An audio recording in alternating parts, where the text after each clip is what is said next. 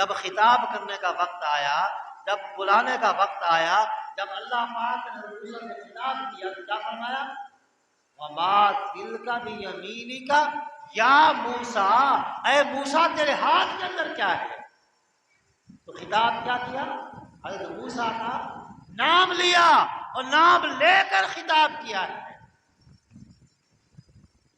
اور پھر اس طریقے سے حضرت عیسیٰ علیہ السلام آئے اور ان سے بھی جب اللہ پاک نے خطاب کیا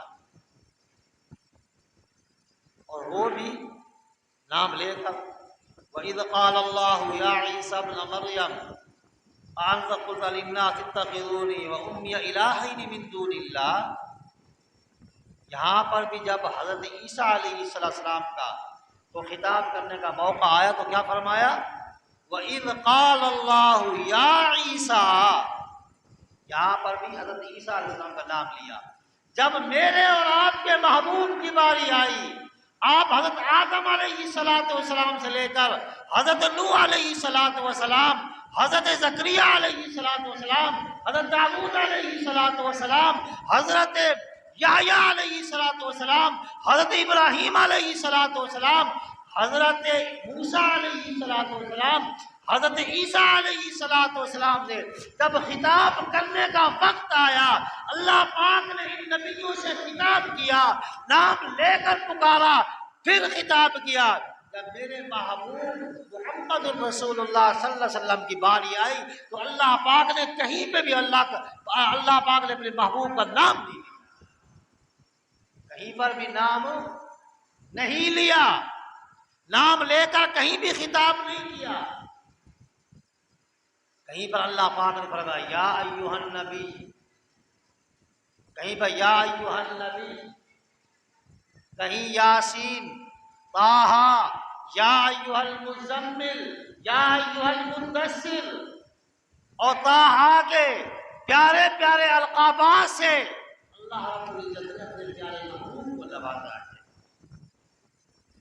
آج میں دوست اور بزرگوں ہم کیا ہے یہاں سے کھڑے ہو کے آوازیں لگاتے ہیں، تو میرے بھائیوں جب اللہ رب العزت ہمیں سمجھا رہے ہیں، ہمیں بتلا رہے ہیں کہ جب میں اپنے محبوب محمد الرسول اللہ صلی اللہ علیہ وسلم سے جب خطاب کرتا ہوں، جب میں ان کو بلاتا ہوں تو میں نام نہیں لیتا، میں کہیں پہ کہتا ہوں یا ایھا النبی، اے میرے رسول، یا ایھا النبی، اے میرے نبی، یا ایھا الرسول، اے میرے رسول، اے یاسین، اے طٰہٰ، اے یا ایھا المزمل، اے مزمل کے کملی اوڑھنے والے محبوب، یا ایھا المدثر، اے چادر اوڑھنے والے محبوب۔ تو پھر امتی کو کیسے حق ہے کہ وہ اپنے نبی کا نام لے کر نام پکارے؟ جب میں نے طریقہ بتلا دیا کہ قرآن پورا ضابطہ حیات ہے ہمارے، آج ہم اس کے اوپر چلتے نہیں، آج ہم نے قرآن کو کبھی کھول کے دیکھا بھی نہیں۔ کیوں؟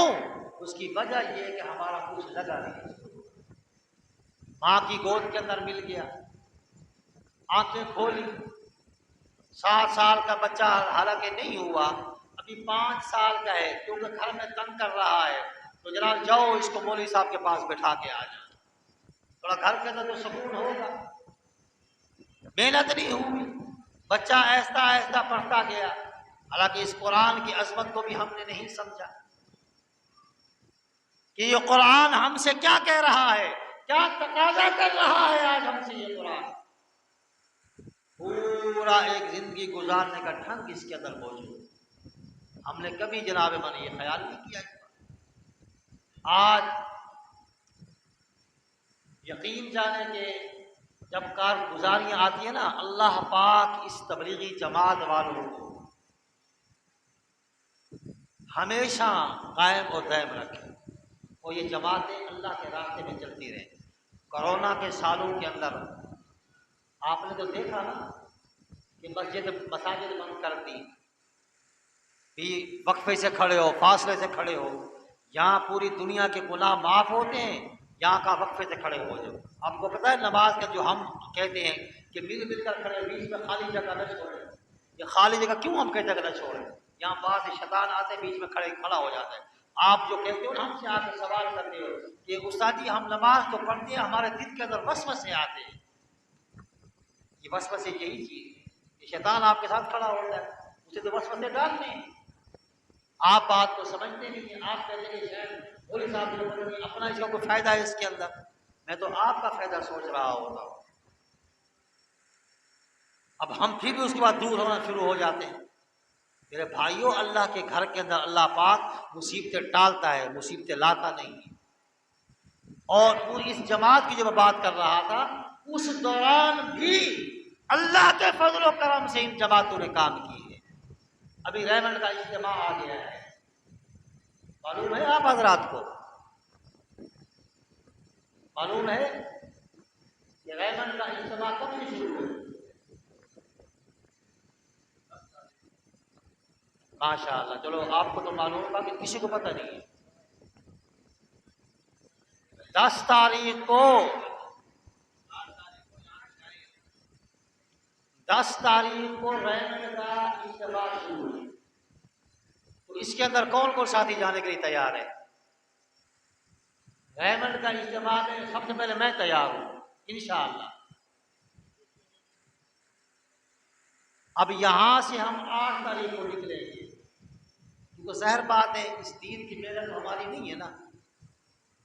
میں نے کئی مرتبہ پہلے کہا ہے کہ یہ 3 چیزیں ہیں، جان ہے، مال ہے، وقت ہے. یہ 3 چیزیں جس چیز کے اوپر لگ جاتی ہیں نا اس کی قدر آتی ہے. تب جماعت میں تو کیا ہے، جماعت والے آپ کو کچھ نہیں دیں گے. وہ جب کھانے کا وقت آتا ہے وہ یہی کہتے ہیں کہ برکت جمع کراؤ، اپنا مال، اپنی جان، اپنا وقت جب لگے گا تو اس چیز کی قدر دل کے اندر آئے گی. آج مکان بنایا، گاڑی آپ نے خریدی، آپ نے جناب کوئی اور چیز بنائی ہے، اس کے اوپر آپ نے وقت بھی لگایا، جان بھی لگائی، مال بھی لگایا، اس کی قدر آپ کے دل کے اندر آ گئی. اسلام کی خاطر ہم نے کیا کیا ہے؟ آج یہ مسجد بنی ہے، اس کی خاطر بھی ہم نے کوئی اتنی محنت نہیں، اس کی بھی قدر و قیمت ہمارے دل کے اندر نہیں. تو میرے بھائیوں، اب تبلیغی اجتماع کے لیے ہم تمام مسلمان، یہ میرے خیال سے اس کا ہمارا اور اس کا ساتھ نہیں، 2 گھنٹے پنجاب کے کراچی اور غازی خان بس. اب الحمدللہ ثم الحمدللہ یہی اجتماع ہوتا تھا.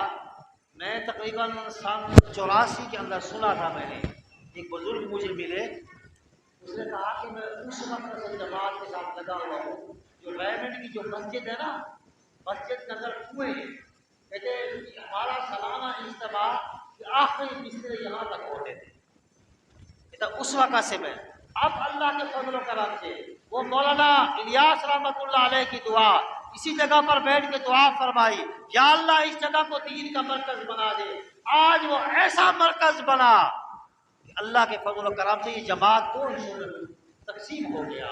اب اگر ایک حصے میں اگر کیا جائے جب بندے پورے نہیں آ سکتے، تو میرے دوست اور بزرگوں، ہر مسلمان یہ کوشش کرے کہ وہاں پہنچے اور اس اجتماع کی برکات کو جا کر دیکھے.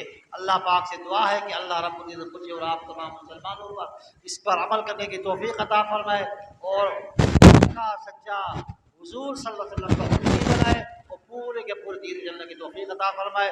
وآخر دعوانا الحمدللہ رب العالمین.